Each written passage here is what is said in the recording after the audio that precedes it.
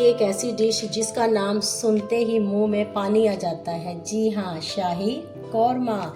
ये सिर्फ एक सालन नहीं बल्कि बादशाहों के दस्तरखान की जीनत, खुशबू से महकती हुई बादाम और दही के ख़ास मसालों के साथ तैयार किया गया जायका।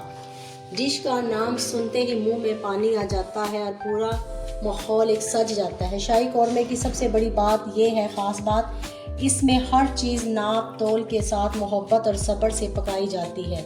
जब ये दम पर आता है तो इसकी खुशबू पूरे घर में फैल जाती है। बगैर वक्त ज़ाया किए चलते हैं मुकम्मल रेसिपी की तरफ। बिस्मिल्लाहिर्रहमानिर्रहीम। अस्सलाम वालेकुम। कैसे हो आप सब? उम्मीद है कि सब खैरियत से होंगे। मैं हूँ आपकी शगुफ्ता और आप देख रहे हैं शगुफ्ता के जायकों का सफ़र। अल्लाह ताला बरकत दे आपके खानों में, आपके रिस्क में, आपके जायकों में। मेरे प्यारे दोस्तों, आज मैं आपके लिए लेकर आई हूँ बहुत ही अच्छी रेसिपी, शाही कौरमा। तो शुरू करते हैं। यहाँ सबसे पहले हमने चिकन लिया है 3 पाव, उसको वॉश करते हैं। वॉश करने के लिए यहाँ मैंने नमक डाला है और नमक डालने के बाद तकरीबन नमक मैंने आधा चम्मच डाला है इसमें, ठीक है। और सिरका डाल रही हूँ, ठीक है, 2 चम्मच। और अब इसमें पानी ऐड करेंगे। इसके साथ आप भी वॉश किया करें।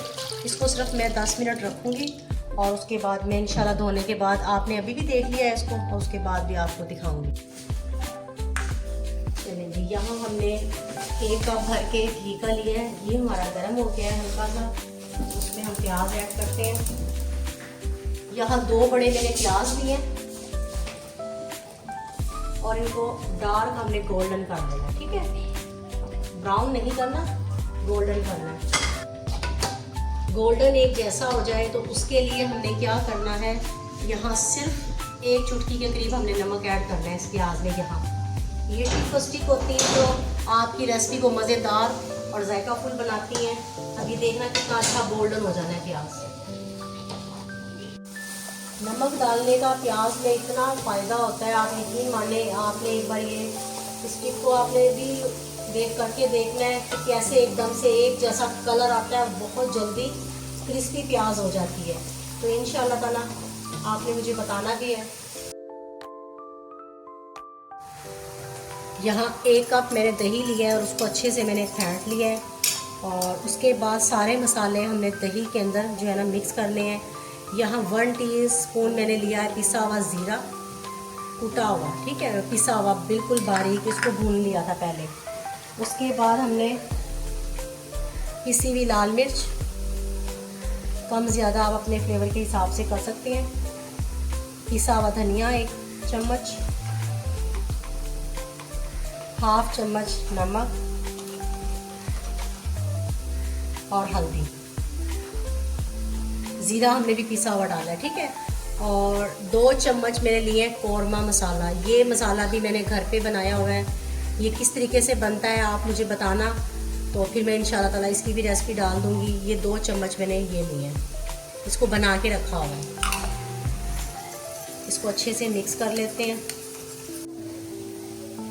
ये देखें जी, माशाल्लाह प्याज हमारी डार्क गोल्डन हो गई। अब इसको हम निकाल लेते हैं।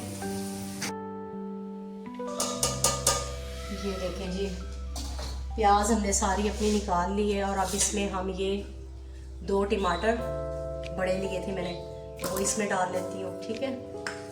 और अदरक लहसुन का पेस्ट हम इसमें नहीं डालते, ठीक है। अब इसके साथ हम इसको पीस लेते हैं और दिखाते हैं आपको। ये देखें जी, प्याज और टमाटर का हमने पेस्ट बना लिया। ये देखें बिल्कुल बारीक सा एक कलर इसका बन गया। और अब हम जो है चिकन की फ्राई करने लगे हैं चिकन को। ये देखें जी, माशाल्लाह कितना वाइट सा धुल कर ये नीट क्लीन हो गया है। और ये अब इसके अंदर ऐड करेंगे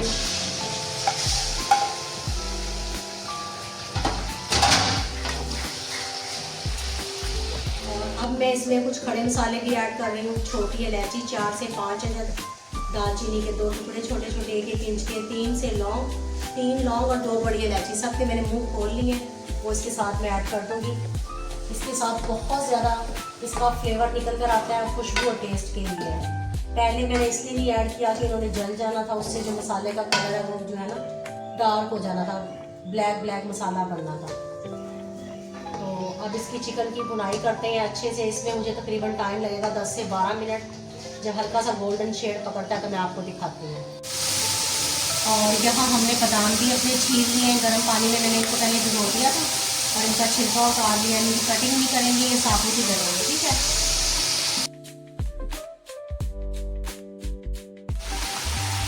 और यहाँ देखें मुझे तकरीबन अभी 7-8 मिनट हुए हैं इसकी भुनाई करते हुए। मैं इसमें लहसुन अदरक का पेस्ट डाल रही हूँ तकरीबन 2 चम्मच। अब इसके साथ मैं भुनाई करूँगी 2 से 3 मिनट।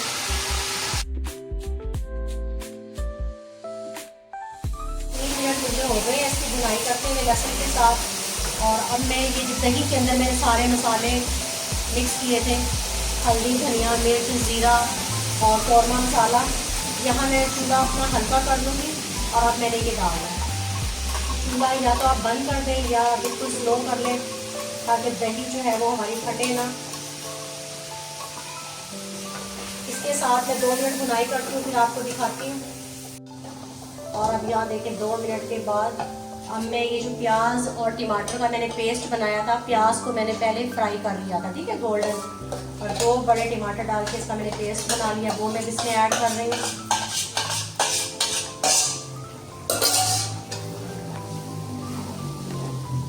बहुत मज़े का बनता है शाही कौरमा। और शाही कौरमे में अगर बादाम ना हो तो फिर कैसा कौरमा।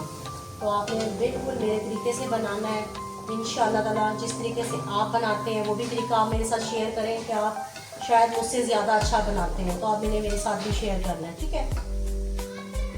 और यहाँ मैंने थोड़ा सा पानी ऐड किया है, हल्का सा, तकरीबन आधे कप से भी ज़्यादा कम। और अब मैं इसकी भुनाई करूँगी। भुनाई में मुझे 10 से 12 मिनट लगेंगे। तो भुनाई में आपने रिस्क नहीं लेना, इसकी भुनाई आपने बहुत अच्छे से करनी है। अब सारे मसालों के साथ मिलते हैं 10 मिनट के बाद।